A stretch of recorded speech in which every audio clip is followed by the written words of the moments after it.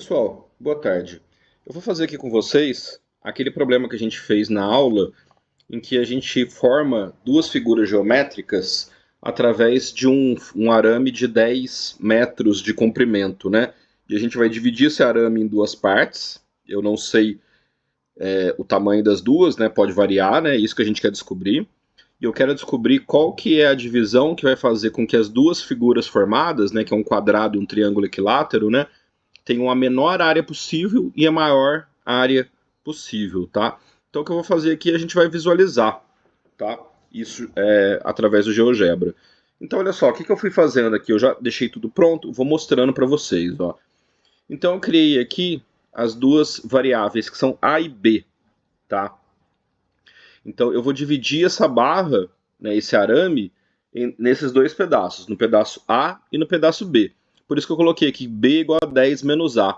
Então A é um controle deslizante, certo? Que vai fazendo com que o B diminua, né? Porque o B é 10 menos A. Então quando eu aumento o A, o B diminui, certo? Então eu criei essas duas variáveis aqui pra gente, tá? Agora eu vou desenhar as duas figuras, tanto o quadrado quanto o triângulo. Então, eu vou fazer o quadrado usando o pedaço de tamanho A. E vou fazer o triângulo com o pedaço de tamanho B, né, que foi o que a gente fez lá na sala. Na sala, eu chamei x e 10 menos x. Tá? Aqui, como x para o GeoGebra é uma letra que a gente não usa, né? A gente usa só para funções, eu chamei de A aqui. Então, em vez de ser x e 10 menos x, aqui vai ser A e 10 menos A. Tá? Como é que eu fiz para criar, então, aqui? Ó? Criei um ponto, né? Na origem, só para ter referência, podia ser em qualquer lugar. E criei um segundo ponto, que é A sobre 4, porque o quadrado ele vai usar A, né? Então, como o quadrado ele vai pegar um arame de tamanho A, cada pedaço dele vai ter A sobre 4, tá? Então, eu marquei esses dois pontos aqui. Deixa eu dar um pouco mais de zoom. Beleza. E aí eu criei um polígono regular, certo? Que passa pelos pontos A e B e tem 4 vértices. Então, quando eu criei o polígono regular que passa pelos pontos A e B, ele ficou esse quadrado, e o lado desse quadrado é A sobre 4. Então está aqui o quadrado de lado A sobre 4. Então se a gente colocar A igual a 10, o lado vai ser 2,5. Vocês veem aqui que está 2,5, ó. Certo? Beleza. Aí, depois de criar o quadrado, eu criei também o triângulo. E o triângulo eu vou usar o pedaço do arame que mede B. Então o perímetro do triângulo vai ser B. Tá? Então, cada lado do triângulo, como é um triângulo equilátero, cada lado vai ser B sobre 3. Tá? Então, criei um outro ponto aqui, só para não ficar junto, eu coloquei ele para a esquerda, menos B sobre 3. E aí, criei um polígono que passa pelos... Tá aqui, ó, o ponto E, que é o ponto menos B sobre 3. Como é que o mouse resolveu no meu... Aí. E criei um polígono que passa por esses dois pontos. Tá? Então agora eu tenho um quadrado e tenho um triângulo, ele ficou para baixo ali, mas não muda nada pra gente. Eu tenho um quadrado e tenho um triângulo, e essas duas figuras elas vão mudar de tamanho à medida que eu deslizo o controle do A aqui. Ó, tá? Então eu posso ter só um quadrado, se o A for 10, posso ter só um triângulo, se o A for 0, ou posso ter as duas figuras para qualquer valor intermediário. Certo? Beleza. Agora, o que eu vou fazer? Eu vou escrever a área dessas duas figuras, certo? E vou colocar aqui. Então, qual que é a área do quadrado?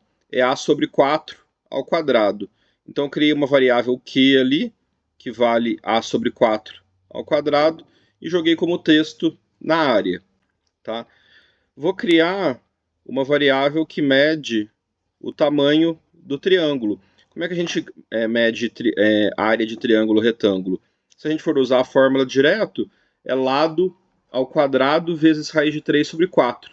Então eu coloquei, como o lado é b sobre 3, então ficou b sobre 3 ao quadrado vezes raiz de 3 sobre 4. Joguei o texto ali para a área. Então esses dois valores que estão aparecendo são os dois valores das áreas. Tá? Então se eu vou alterando o valor de A, e de B ao mesmo tempo, lógico, né? Eu vou mudando, eu vou mostrando o valor da área de cada uma das duas figuras. Então, se eu só tenho o quadrado, que inclusive era uma das nossas respostas, a área do quadrado é 6,25, né? Se eu só tiver o triângulo, a área só do triângulo é 4,81.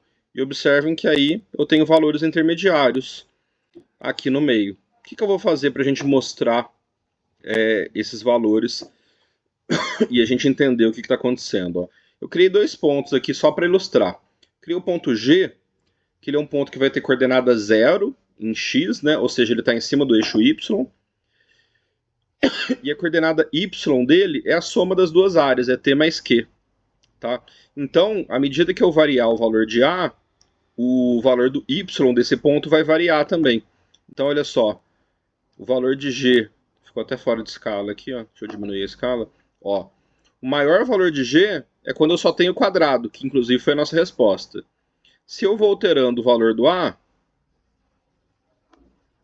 o valor do G vai diminuindo, diminuindo, diminuindo, até um determinado ponto em que ele começa a subir, certo?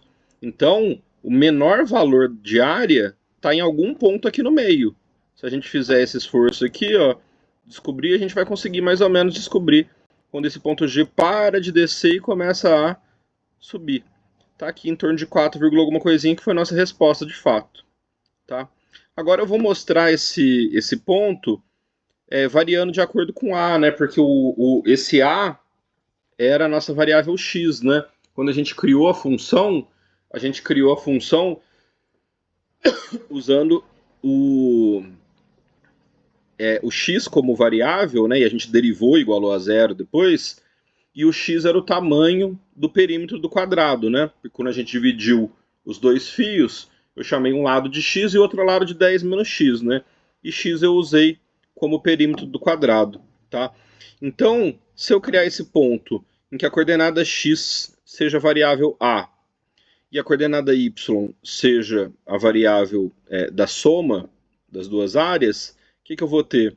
Eu vou ter um gráfico de área por tamanho do corte que eu fiz. Eu deixei com rastro para mostrar aqui justamente essa variação. Então, ó, vou colocar aqui, ó, variando automaticamente, ó. Então, qual que é a maior área que a gente tem? É quando a gente só tem o quadrado. Qual que é a menor área que a gente tem? É algum valor intermediário.